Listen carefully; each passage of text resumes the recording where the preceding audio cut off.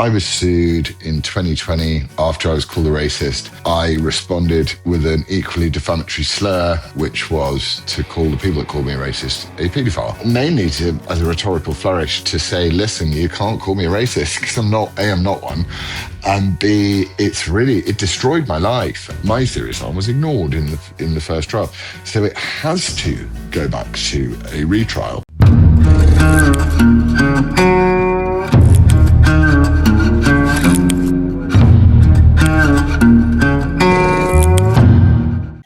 Welcome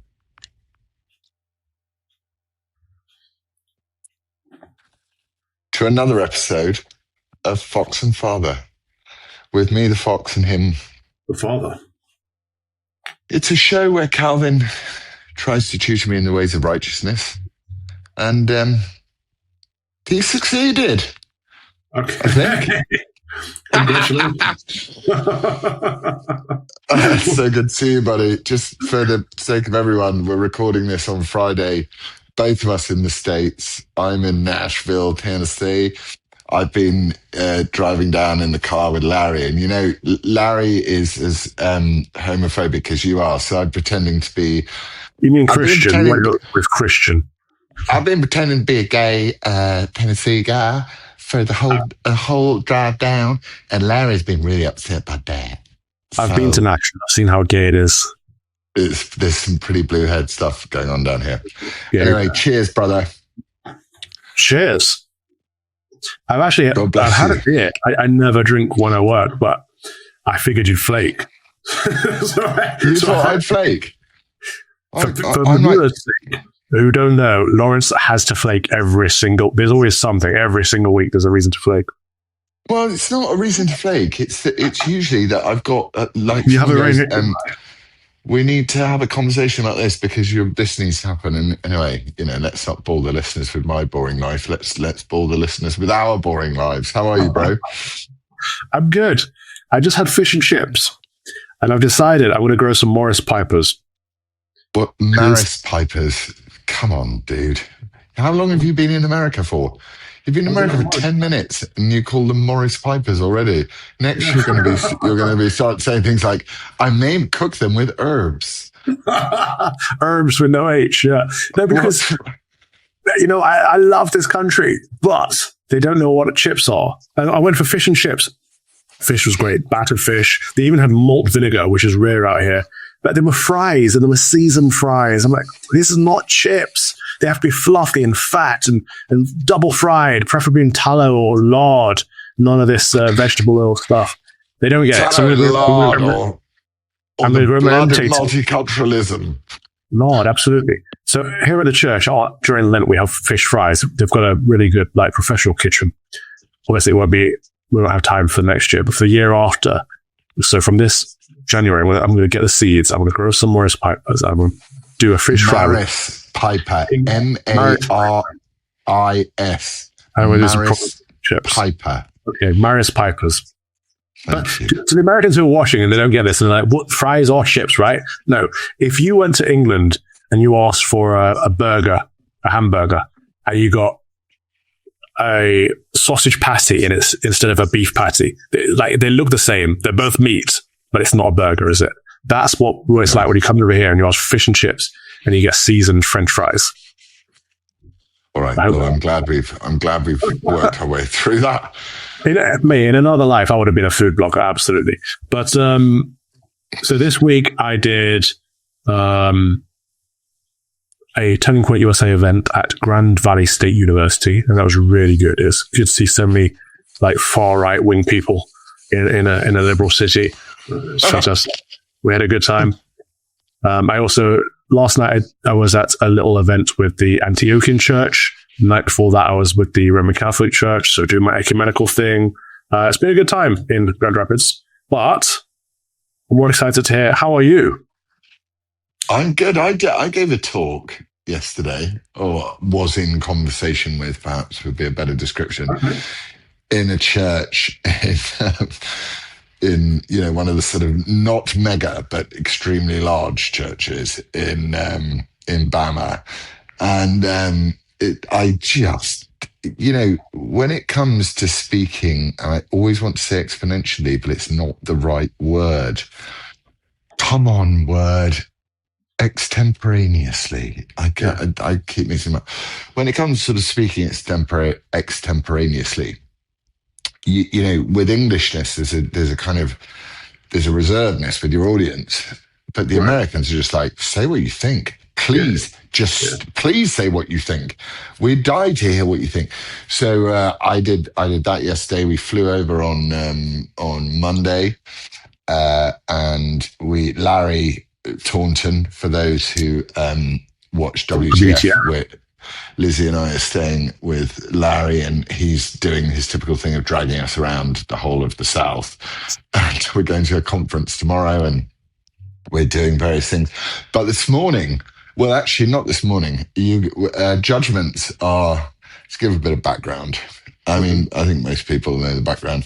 I was sued in 2020 after I was called a racist, and I responded with an equally defamatory slur, which was to call the people that called me a racist a paedophile.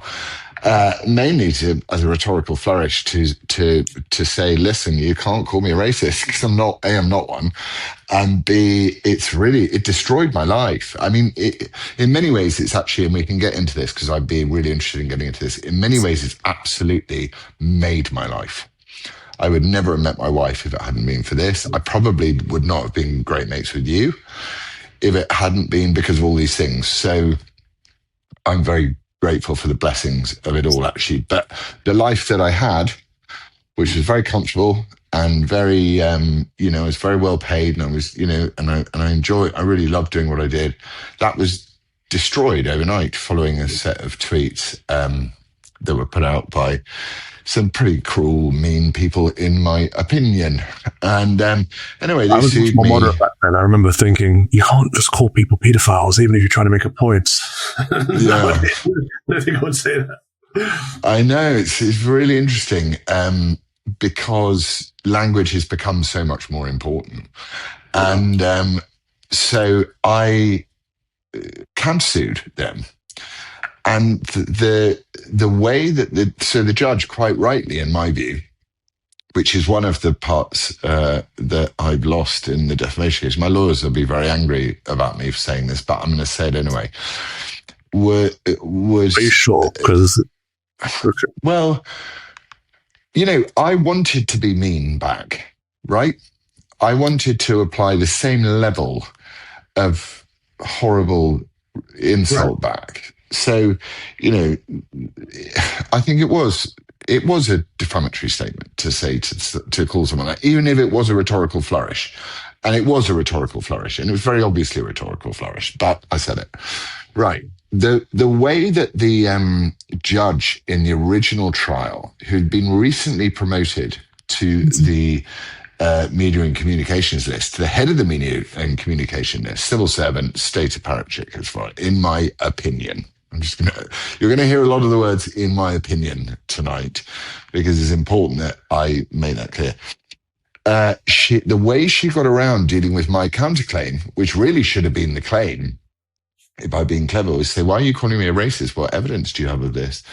And the way I got around that, the way she got around that, was by saying, well, Laurence Fox didn't suffer any serious harm from them calling them a racist, therefore I don't need to deal with his counterclaim, which to me was egregious. It's their opinion. Yeah, but it wasn't their opinion, because for one of them, she literally couldn't have stated it more as a piece of fact. In the case of Nicola Thorpe, ironically and interestingly, each and every one of those claimants has vanished from Twitter in the last few days, except Nicola Thorpe, whose tweets are now protected. So the judge doesn't deal with my counterclaim, and also refuses to do the very thing that I wanted to happen in the first place, which is to define the meaning of the word racist. Mm-hmm. Because there's a woke meaning of the word racist, which is if you don't agree with me, you're a racist, which is power dynamic. It's a struggle between whites and non-whites, yeah. Yeah, which is bullshit without wishing to put it. And then there's the real definition of racism, which is discriminating against someone based on the color of their skin or where they come from. It's like, it's ridiculous. And everyone knows it too. And I knew it at the time that I did it. And very interesting that those that goaded me into doing it haven't had a single message from any of them. A point raised by you previously and a point reinforced by Lizzie today. But having said that, I have had some calls from some very, very lovely people and some very, very important people today to congratulate, and that's been very lovely. So we appeal this decision, and the appeal took place sometime. I mean, I lose track. It's been 5 years now. We had the appeal, and I was very negative and pessimistic about the possibility of the outcome of success of this appeal. But we find that we win 3 out of the 5 arguments. One of the arguments being the one I've just said, the one that we lost on, which was a defamatory statement, according to them. I'm not saying whether I agree or disagree. I'm just saying that's how it turned out. And in appeals, what you do is you lob in a whole series of grounds, and you have ones that are strong and ones that are less strong. And the one that really mattered was, did I suffer any serious harm Well, of course to my you did. reputation? I lost my entire career. The life was turned upside down. Right. Yeah. And the judges... So if anyone finds that not the case, they must have either been really dishonest or blind. Or... It's my opinion. I mean, I'm like, there's so many rabbit holes I've learned about the British judiciary. Anyway, let's keep a best faith and a gracious and a happy argument on this, because I don't want to be bitter about this in any way at all, because I don't think it serves me. I don't think it serves anybody to be bitter about suffering. We've talked about this before. I think you should be grateful that God blesses you with the suffering that you go through, because he feels that you warrant, you have the character and the mettle to deal with the suffering that he feels he can give you. So, yes, on Wednesday, you get what's called an embargoed judgment. And that means you get to read the judgment. You and your legal team get to read judgment. No one else does. Lizzie doesn't get to. None of my friends. No one gets to understand. Gets to know what's in it except me. It's very unsettling, So you're reading this judgment. You're going, "Oh my goodness!" The Court of Appeal have turned around. The Court of Appeal had the right to turn around and say this needs to be retried, without saying that I'd suffered serious harm. They didn't need to put their elbows in there. They didn't need to. They just need to say that they erred. But I think I wouldn't be being hyperbolic to say that the Court of Appeal came back and really, I mean, shredded was a word that was used by some legal professionals I spoke to, the original trial judge's judgment.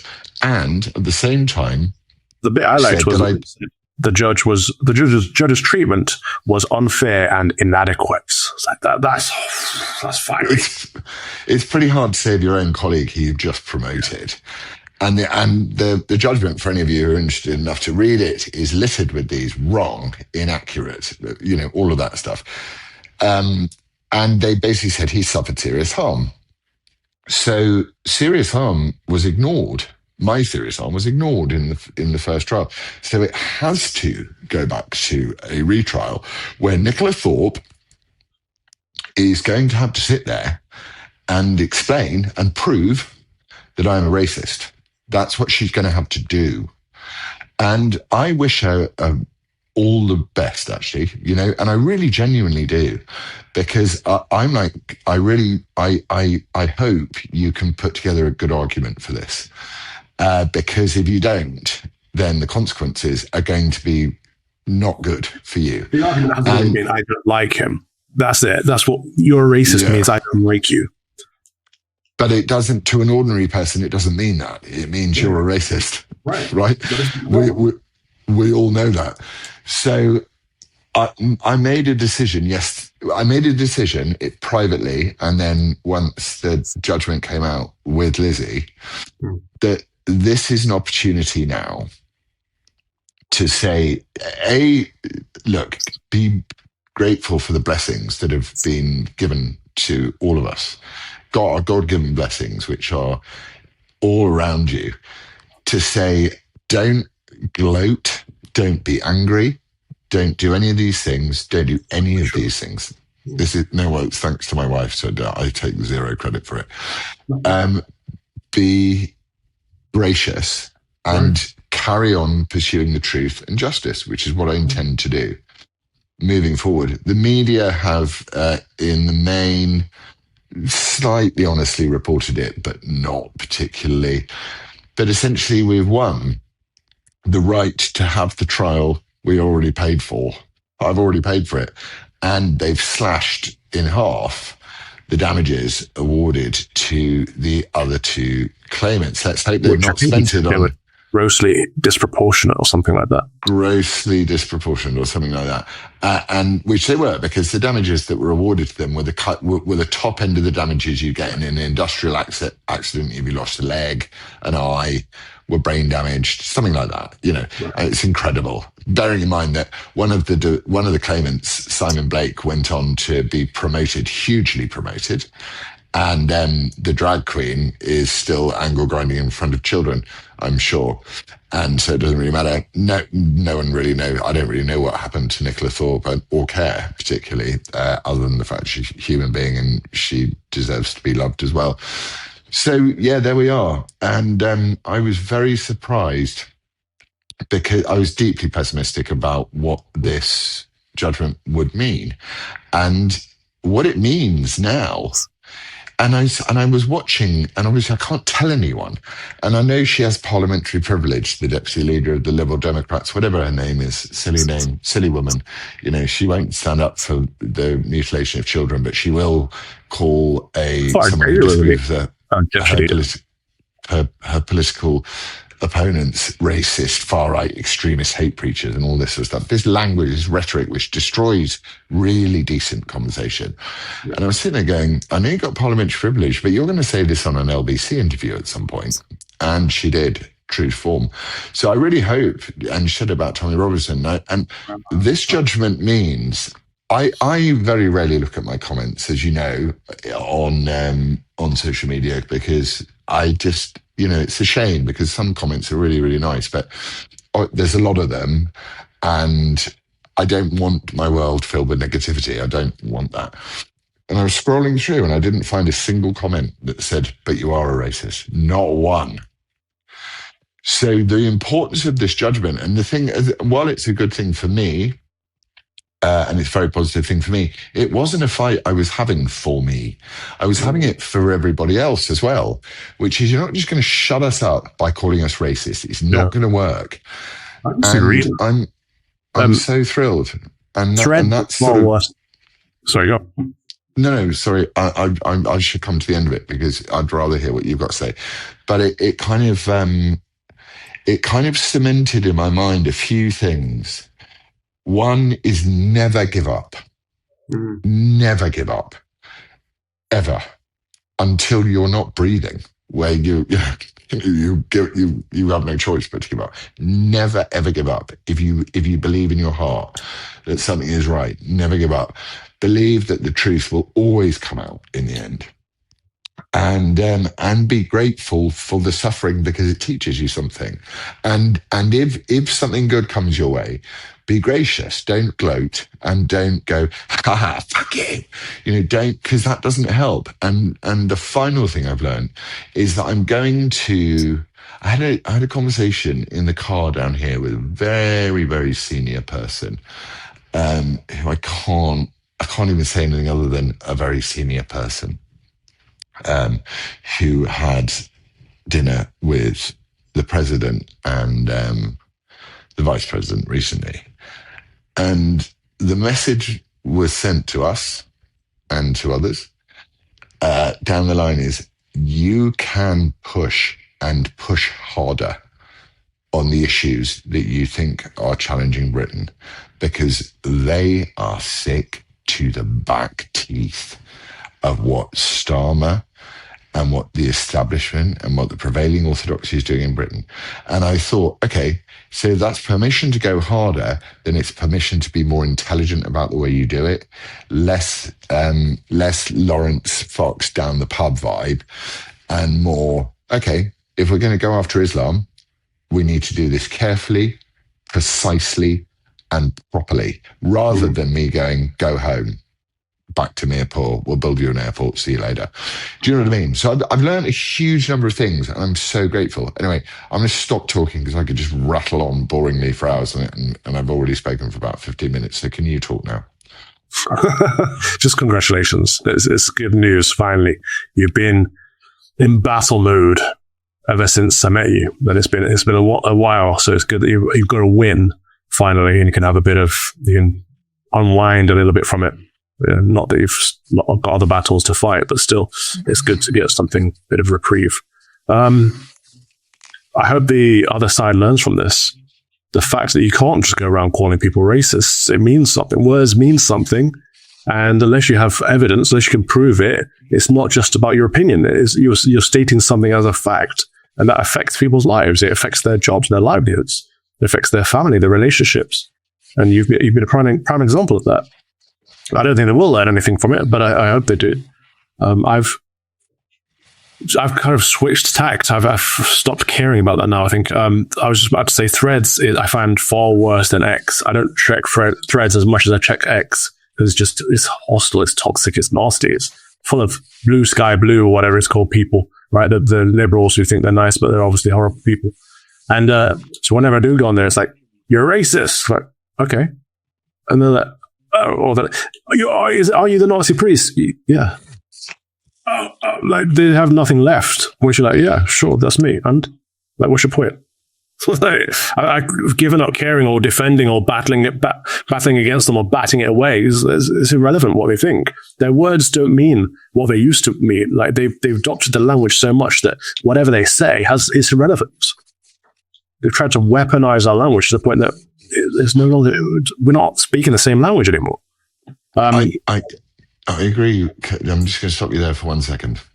I felt that way, but if I went back to the first principle is language is powerful. Yeah. The Bible is full of things about the tongue is a sword, and it's just loaded with that. And for me, the first principle was like, don't accuse someone of something they're not, and expect not to have recourse to it. Sorry. But I also was in your world of going, fine, if you're just going to call me a racist all the time, then just call me a racist all the time. I don't care.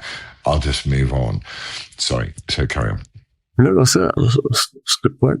I just know where we go from this, because they have tried to weaponize everything: Islamophobic, xenophobic, racist, transphobic, anti-Semitic. All these words literally mean nothing anymore. So we can't engage in good faith. We can't have open dialogue. We can't have debate because we don't have a shared language. There's no commonality there. So I don't know how we move past it. Well, not with 30-06 deer hunting rounds at a conservative university into a man who came unarmed to shake people's hands. And that is why the principle of free speech and open inquiry is so important, because if you can't talk and you can't agree on the meaning of very simple words like racist or paedophile, these two words are very simple. We know what they mean. If you can't agree on that, you don't, as you say, you don't have a language to talk to those that disagree with you politically with. And therefore, the only thing you can resort to is vengeance and violence. Well, that's why they do it, because the whole purpose of them weaponizing our language is to silence us, to censor us, to shut us down. Right? They've never wanted to engage. There's Charlie Kirk's a prime example, because he's somewhere in good faith, goes there to engage. They don't want to engage, and they'll call you the names. If calling you the names doesn't work, they'll literally just shoot you. This is the problem. We've all received death threats on the right, all of us. Usually I shrug them off. I had one this week since our last recording. Then again, I shrugged off. This crazy person came to... No, but seriously, how does it... Okay, do me a favour. describe the death threat, and then be really honest about how it made you feel. Because I don't think normal people, so I think a lot of the things that you and I are battling and we do publicly, a lot of people would be completely floored by a death threat. We've become kind of used to them. So can you do the audience a favor, describe the death threat and describe how it really made you feel? And also, if it made you feel whatever, I'm used to these, what it would have made you feel the first time you got one? The first time was quite nerve-wracking because it's like, whoa, this is bad. But then you get into a habit of, because it's usually by email or via snail mail, like through the post or through the mail, it's very impersonal. This is easy to shrug it off. This last week, I had after church, someone turned up to church, and so throughout human history, there's been a correlation between mental health and demonic possession, right? So I'm not for 1 minute saying that everyone who has a mental health concern has some kind of demonic possession. I'm not saying that. And I'm saying that's the language we used to use to address people with obvious mental illness, and we used to say there's some kind of disconnect between them and God, and something needs to be exercised, right? And now we live in a world full of medicine and therapy, and we have a very secular perspective to look at these things. But we used to recognize that there's a spiritual element to this. And so something's off balance or off kilter. Now we say it's a chemical imbalance. Have more chemicals. Of course, we're treating the symptoms and not the problem. But we used to see that there's a problem in the person's soul. And so someone turned up after church, and I could see that there's clearly something off balance with this person. From in a Hollywood perspective, you'd see like demons swarming around. Like there's clearly something going on. And then the language that was being used, and I'm trying not purposely not to divulge who this person is, because I've since found out that there are connections and all kinds of stuff's going on, and there's a detective looking into it. But the point is, the language that was used was, you've got to be careful. You better pray to your God, because on this date, something's going to happen to you.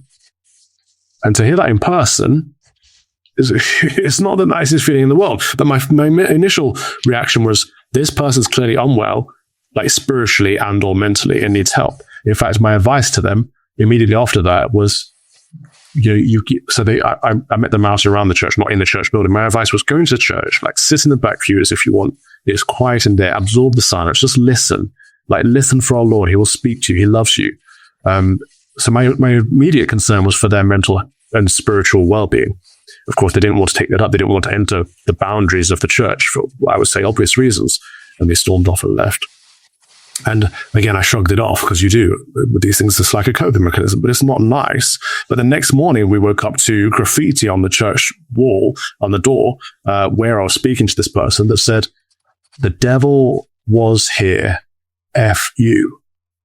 I'm like, okay, so maybe they will go through with their threat, maybe they won't. But the point is, they're willing to actually do something. They're willing to enact an act of hostility towards me and the church, and therefore I took it much more seriously. I am now armed. The police are involved, and we've got extra security measures and extra cameras in the church and all kinds of things, which you have to do because you have to take caution. But you do need to be armed, and you do need to go to the gun range, and you do need to know how to do that, how to handle yourself. And I'm sure you do, and I'm sure you're very convinced I am armed. About that. Most of my congregation are armed. I've got a security team here who are armed.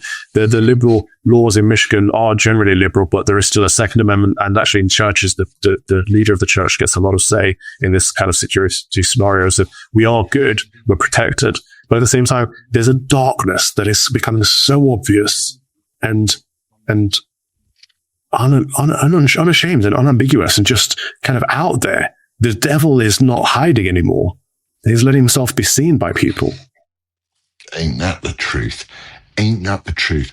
I was listening on the way up here on, for what an American is like, oh, we're just going on a short drive to Nashville. It's for like 5 hours. You're like, what? 5 hours? It's cool. I drove 4.5 hours around to Wisconsin the other day. It was good fun. I mean, I kind of love it, and I'm looking at all the trucks, and I'm falling in love. And it is the Chevy Silverado. Oh yeah, that for me, that it's like a Camaro who's got obesity problems. But I thought, I did think to myself, we were listening to Billy Graham. There's a Billy Graham radio channel on Sirius XM. All of his speeches, all of his sermons, and Lizzie and I have been having conversations about, like, because we had a little row after the good news came, and I was like, that's kind of interesting. We never really row. So I was like, we had a little row, and it was kind of interesting. And then I said, isn't it interesting that the Billy Graham thing comes in, that Billy Graham goes, the whole world is run by the devil. Like the entire world. Getting retarded. But what Billy Graham was saying, which I thought was kind of amazing, was like the devil's really kind of good at it. Because I think I'm kind of on the devil's getting retarded vibe, but actually he is kind of powerful. So you realize that this whole expanse of skyline out here over there that I can see, and you think, yeah, really good moment, and then you have like a little row with someone, and you're like, that's the devil going, I want to get in. And your experience of having this person come to your church, which it's now bedding in, is that someone's going to come around and threaten you, and that's the only way they can resolve it, is by violence and mayhem. But what I want to move on to, if we've covered this, excuse me, that's the whatever this Tennessee beer is. Let me just add. A lot of this comes down to realities, because the left, it's not even right versus left, it's good versus evil. The evil side live in their own realities, and they have their own truths, their own subjective truths. They've been told for so long they can live in their own reality and make up their own truth. Remember, we affect that by saying we are not subscribing to your reality and we don't believe in your truth. We must be removed as an objective because we are in the way. We are obstructing their reality and their truth. And that's what it all comes down to. We've got to remind people that there is a universal objective reality. There's a universal objective truth. His name is Jesus Christ. And our job is to show him to everyone through the way we live, through our faith, through our good works, but also by introducing people to him. What's so funny about the woke people and why they're so stupid in so many ways? I mean, not stupid, I don't want to be mean about them, but misguided, is that even in their own debauchery, they have to acknowledge and demand acceptance of the natural ordered God-created binary. So a trans person insists they're a woman. You're like, well, I thought there's no such thing as a woman. You can have a penis and be a woman, but they insist. So even in their delusion, even in their absolute insane delusion, they still ascribe to the truth of God's law as laid out really early on in the Bible. And I find that, therefore, one has to feel nothing really but compassion for them. But as you say, they're very, very dangerous people because they will kill anyone that doesn't agree with them. And we're seeing this more and more across the world. And I think, and I know that one gets flattered by good moments, and, one shouldn't allow the experience of the world to dominate your perseverance. You should persevere, and regardless of the environment, towards the truth. You cannot kill the truth. It's impossible. So their mission is flawed. The devil is, therefore, however strong the devil is, he's weak. And then you end up with just by killing Charlie Kirk is a prime example of what we were saying. They've made 1,000 Charlie Kirks.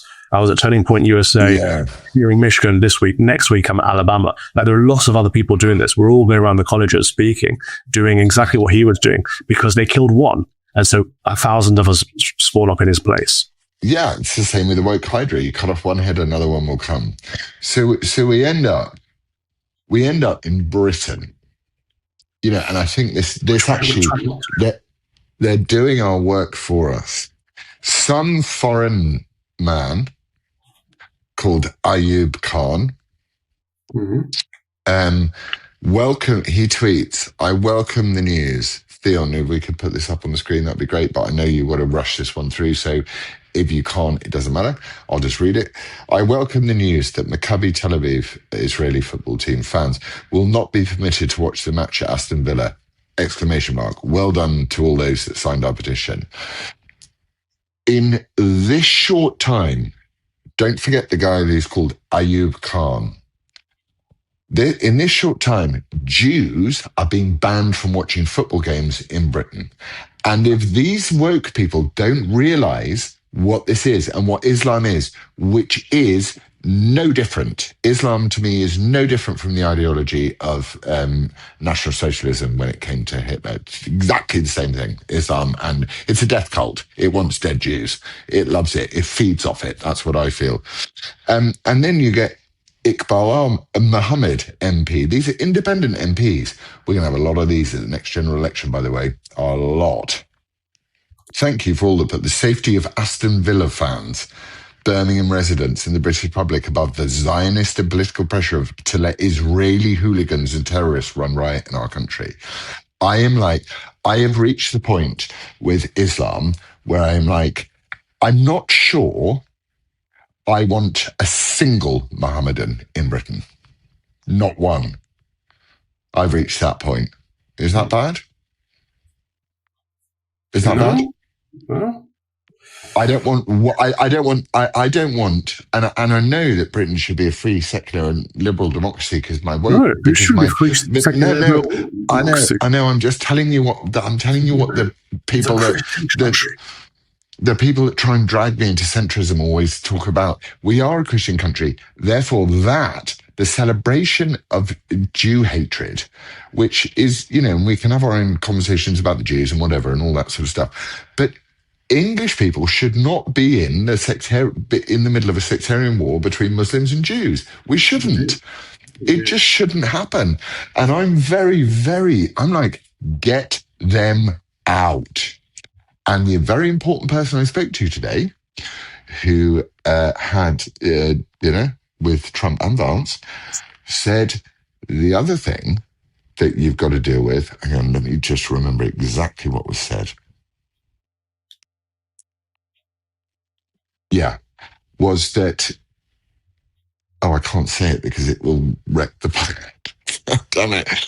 But it was advice. Basically, I was getting advice, which is being dribbled down from up above, about what the next stages of Unite the Kingdom need to be. And I can't reveal what they are. But the overwhelming vibe was like, there's national, first of all, and then international sympathy for our frustration at what is happening in our own country. And there's no accident that the people that are calling for Jews to be banned from watching football games are all called Iqbal or Muhammad. It's not about anti-Semitism, because it's not. It's about Muslims, or not Muslims, it's about Islam coming into Britain and going, we're flexing our muscles, Jews not allowed, sorry. Okay. And I know one can, and I'm very able to hold two thoughts in my head at the same time, which are that one can be very, very brutal about the way that Israel has behaved in certain ways in regards to the Palestinian situation. But fundamentally, the global problem is not Israel, the global problem is Islam, I would say. Seeing as there are only 14 million Jews in the world. Global problem. So the point is, we should be able to say that we care about England first, and we don't want to pick a side in the Middle Eastern war. No. People can choose a side if they want to, but the whole United Kingdom thing is going to fall apart now because it's suddenly become all about Israel, and people that we admire and love are going over there and making it all about Israel. It's absurd. England first should be a thing. Why do you have to side with the Mohammedans or the Jews? Why can't you just side with Christ? I don't get it. It's a shame. It's divisive on purpose, but not in a good way. It's divisive, and it's dividing the English against each other so that the English can't unite against the establishment, against the elite, against the people oppressing them, persecuting them. It's stupid what's happening. Okay, so let's broaden that out. There are 14 million Jews in the world, right? There are 1.5 billion Muslims in the world, all right? One is materially and practically and logistically a greater threat to our society than the other, you can say that there are, one can take the position, and they do. William Shakespeare did in The Merchant of Venice. The position that there are in secret positions of power, there are Jews that are doing a lot of stuff. I'm not going to dispute that or argue the point that it's not true. I'm just saying there are 1.5 billion people who are allowed to marry many times and have many, many children who want to come to our country, and we seem to be applauding. Why do they want to come to our country? Who are giving free stuff? Who are the Bolsheviks who have led them to our country? Who are the people that are using them as a broom against us? Yes, there is a brute force threat from the Mohammedans, absolutely, and that needs to be addressed. But also, so does the Bolsheviks. So do the Bolsheviks. So do the people using and abusing them and displacing them, so they have nowhere to go but to our homeland. There is. I wouldn't say that Islam is a bigger threat. I'll say they are different, very, very different threats, and they both need to be addressed. So, yeah, of course. But I said that you can hold Jews, and this is not all Jews. Of course, there are conservative Jews in Israel just getting them by being Israeli, but there are liberal elite Jews in the West who are the ones that run Hollywood, who are the ones that run the porn industry, who are the ones that run the banks, and are doing things that subvert our culture. And it's not good, and it needs to be addressed. But the moment you try to say that, it's like, oh, anti-Semitism. And again, it's a weapon. No, I would. The only reason I would push back against that is numbers. So I would say, of course, there are. You look at the film credits of a lot of Hollywood films, and there's Stein at the end of a lot of names. But that. So this is still Greek names. I know. Okay, but also, Calv, hold two thoughts in your mind at the same time. I do. Both threats are held in my mind at the same time. Don't expect Steven Spielberg to make a film about the Armenian genocide. You expect Steven Spielberg to make a film about Schindler's List and all that sort of stuff. It's not about saying the Jews are wonderful. I'm not here to say the Jews are wonderful. I'm talking about the national threat that Britain faces. And I don't think the national threat Britain faces from the Jews. I agree with you that, like, choosing side Jew is not really our business. I'm particularly sensitive. I basically apply playground rules to the Jewish situation. All the things in our culture, from homosexualities to transsexualism, transgenderism, all these things come from a certain place, right? A certain demographic group of liberal elite people that want to subvert our Christian culture and undermine it. And that is a threat. That is a problem because it's tearing our society apart. But socialism is... We're not having children because we don't see families as important, and or we see alternative families as just as important, clearly not. Or we're killing off our own children, which is an evil that has, again, been subverted and pushed upon us. This idea that abortion is a good thing. Like, everywhere you look, our entire culture is being torn apart from the inside by a subversive ideology that is harmful for us. And that's just as bad as mass migration from Mohammedan nations that obviously have a very culture to our own. I'll tell you where I'll sort of kind of trickle my thought in, because I'm trying to get a thought across to you. Marx was pretty clear on religion being the opium of the masses. Okay. The Jews, I think, have got like white privilege problems. So they've got like Jewish privilege problems. So they think, well, we killed Christ, we're terrible, we're really bad. So you get a lot of liberal Jews, and then you get some hardcore, nationalist right-winger Jews who are like, no, we need our homeland, even though it's like, all of the complicated geopolitical stuff. But I think we are the reflection of our society, the effect that the Jewish people have had on our society is to allow the liberalism in that has allowed this complete subsumation of what it is to be, as you say, it's not our problem.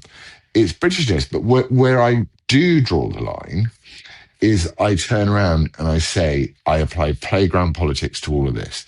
And I know that some wonderful academic is going to explain to me why, the lines drawn during the Balfour Declaration, all this stuff, and Zionistic, as Dr. Scholler was writing today, was like, On October 6th, this is not disputed unless you're a complete fruitcake. Like a lot of the people I used to respect, that a lot of people were murdered on October 7th. And I apply the playground rules to it, which is if you start a fight and you massacre innocent people, all of whom, well, not all of whom, but a large proportion of whom were very sympathetic to your cause, and actually why they were so successful in their massacre was because they were massacring the very people that were trying to help them.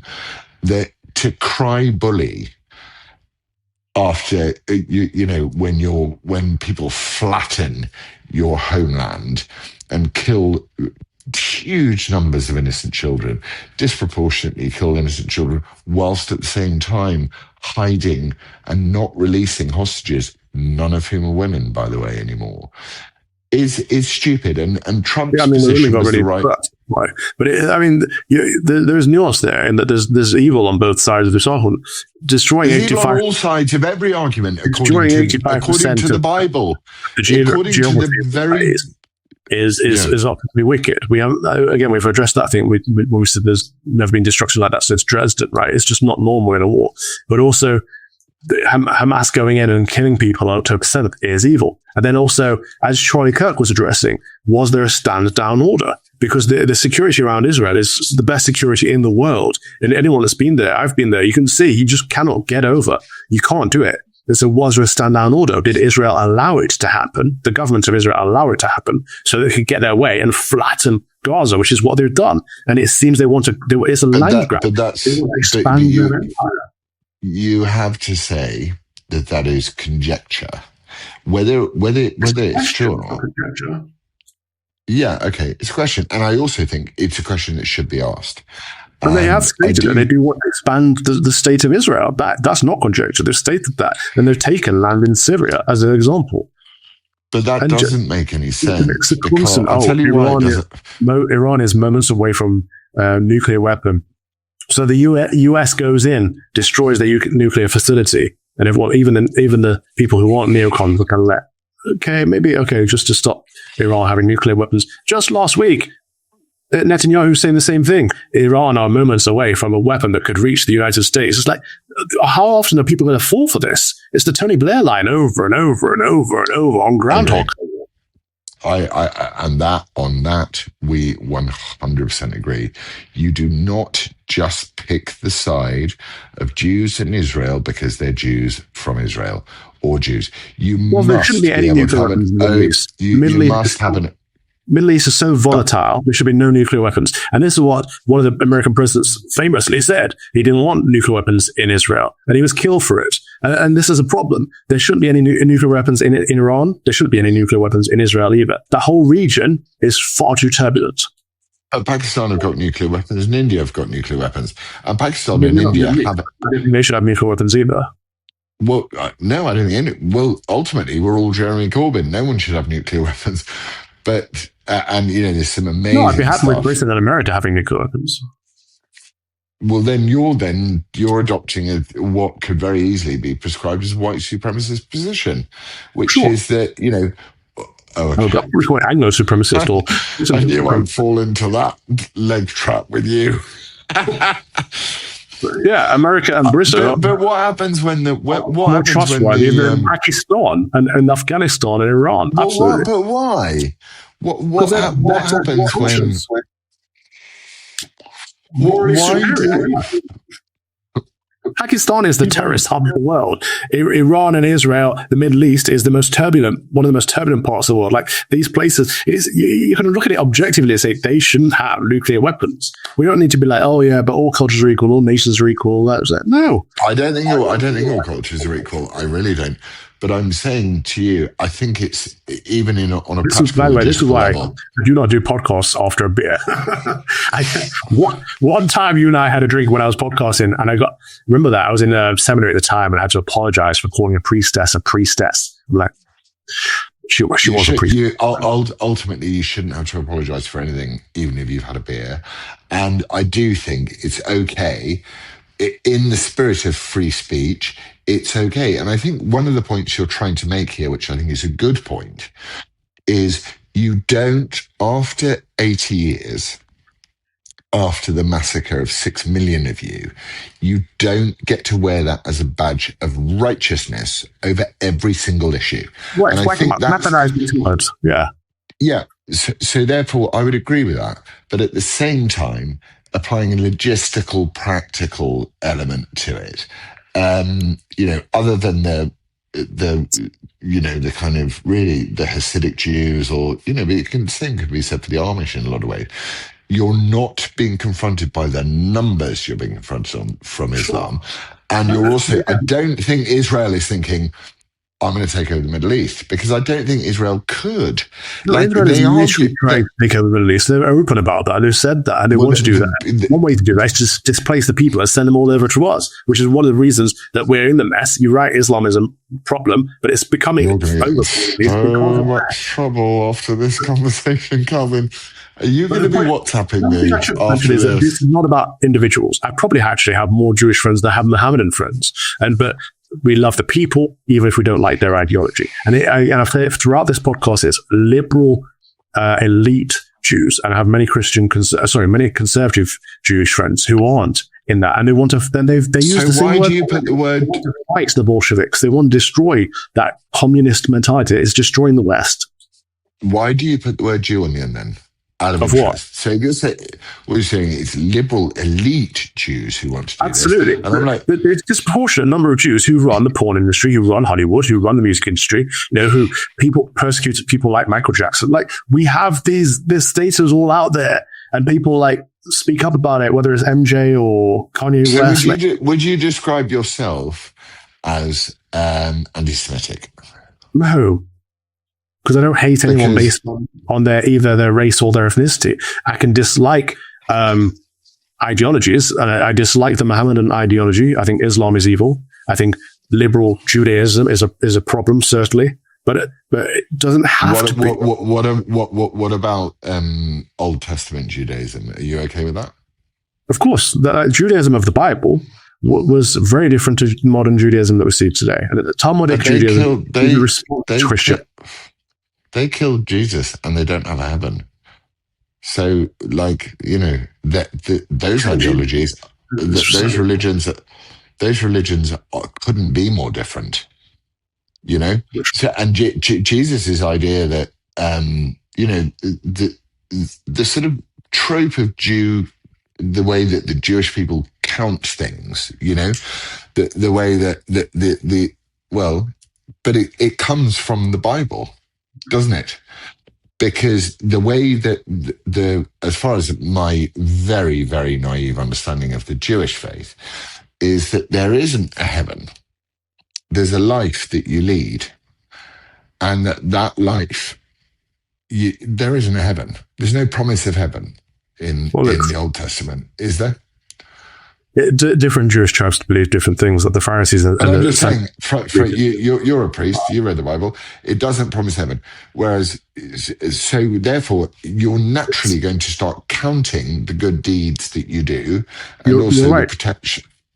Yeah, you're right. I had this conversation with one of my Jewish friends who said that one of the fundamental differences between modern Judaism and Christianity is that Christians are seeking to be moral for their afterlife to come, and they're preparing themselves for a judgment day. And so there's a very different experience to Jews who live for the here and now, who don't expect a coming judgment day in the same way.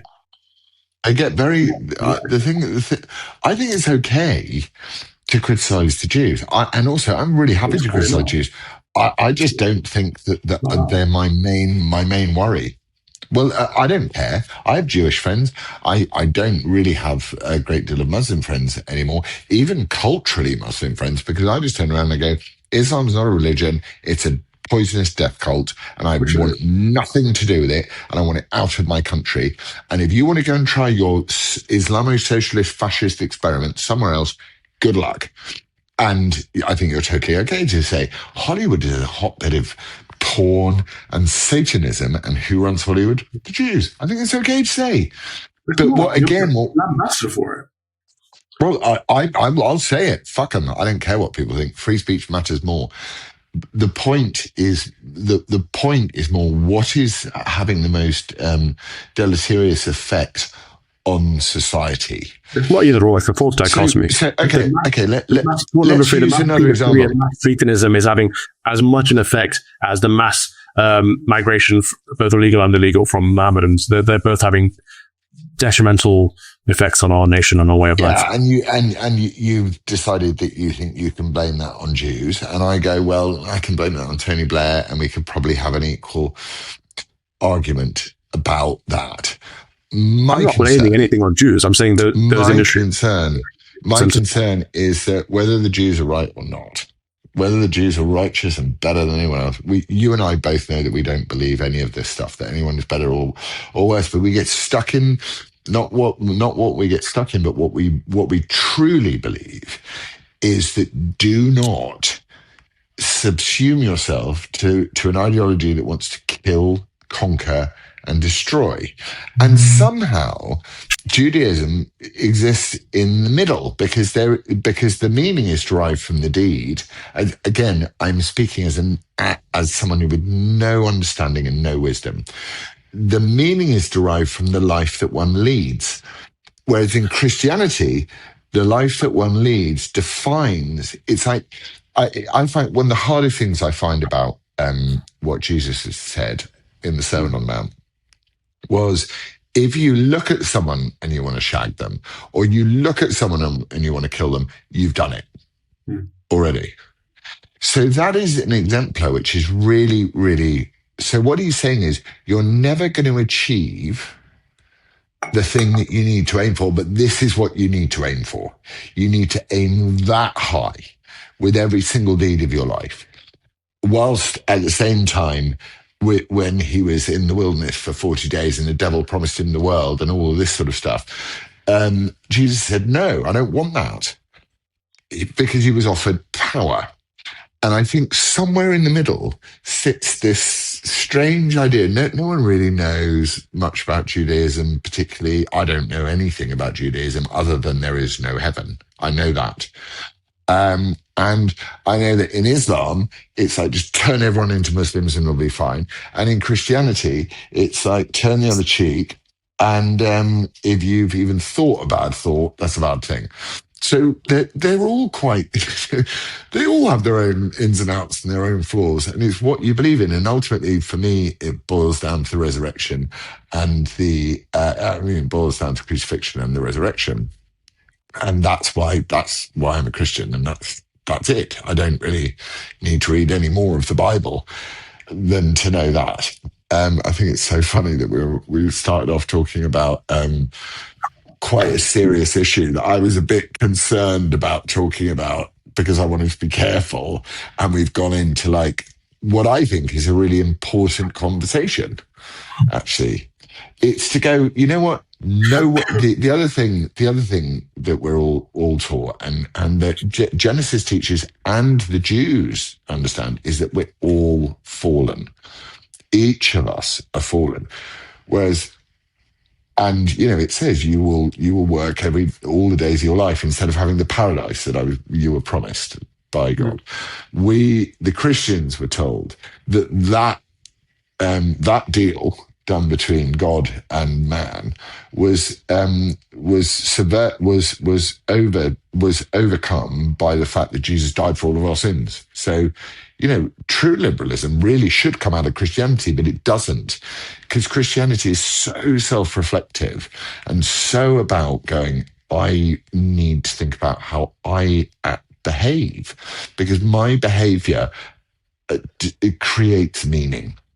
You know, and Jesus' example therefore sets the ultimate example. Anyway, it's really difficult to talk about, and it's, you know, especially after a quite long day. But I'm very happy with this back and forth over this, and I think that if a Jew isn't, then you're asking me to show you observance, which it's not my job to serve you or observe to you in any way. And people who send me. But I'm just going to finish quickly. When I sent you the message, you know, because my Jewish friends who go, oh, isn't it disappointing that Calvin's saying this stuff? I'm like, well, take it up with fucking Calvin then. Yeah. You know, it's like, don't take it up with me. Yeah. it's the most woke ideology in the world, because one slight bit of criticism is like, oh, you are this, you are that, how dare you, oh, what's happened to you, oh, it's like, come on. If there's one group or one ideology or one anything that you cannot even remotely criticize without being cancelled, there's a problem with that ideology. And this is exactly what we saw. Does that not make us fundamentally lead us down the road of secularism or fundamentalism? So are we not turning around with that statement and turning around and saying, okay, well, if we can't accept that other people are different, we ultimately are secular. Other faiths are different. So does one, okay, here's the question I want to ask you. Much better question. Can a Christian believe in the same God as a Jew? Is the Christian God the same God as the Jewish God? The Jewish God, the Jews of the Bible shared the same God. However, he came to earth as fully God and fully God as Jesus Christ, the man. And some of those Jews accepted him and embraced him and followed him. And we now refer to those Jews as Christians. And some of the secular people who were called Gentiles at the time also chose to follow him. We now refer to those people as Christians. And so that grafting in of the Gentile with the Jew is God's chosen people. Some of the branches have been set aside because they have rejected the Messiah. And God still has a plan for them. At some point, he's going to bring them back in. We know at the end, every knee will bow. So we know everyone will recognize Christ at the end. But people who reject Christ do not follow the same God as Christians. No, because to Christians, God is the Father, the Son, and the Holy Spirit. And this is what the Bible teaches. Anyone that objectively rejects him is rejecting God. I think this is a good time for me to bring in a question from the audience.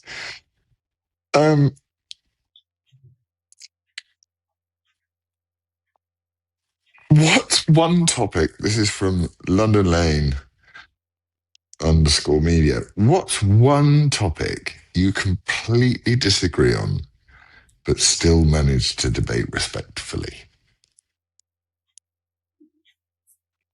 What, with each other? I'd say it's quite a lot. Like, there's...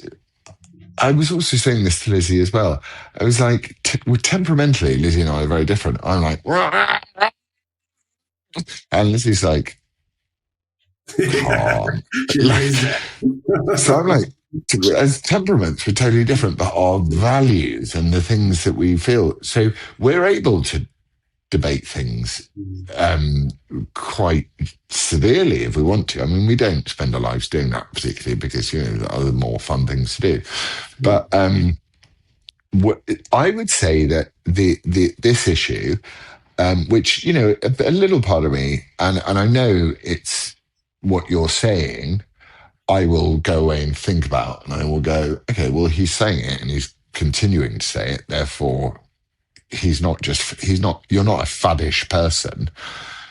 I don't think we agree on the Jewish thing, but I do think we're able to talk about it respectfully. And I think everyone should, You're not trying to say to me, I'm fucking right, Laurence, you moron. If only you understood. It's just politics. And the problem I have with it is that people often bring the faith into the politics and it gets all muddled up and confused. Like, in politics, you can have your own minds. You can believe what you want to believe. But in the faith, that's very black and white. And the two things are different.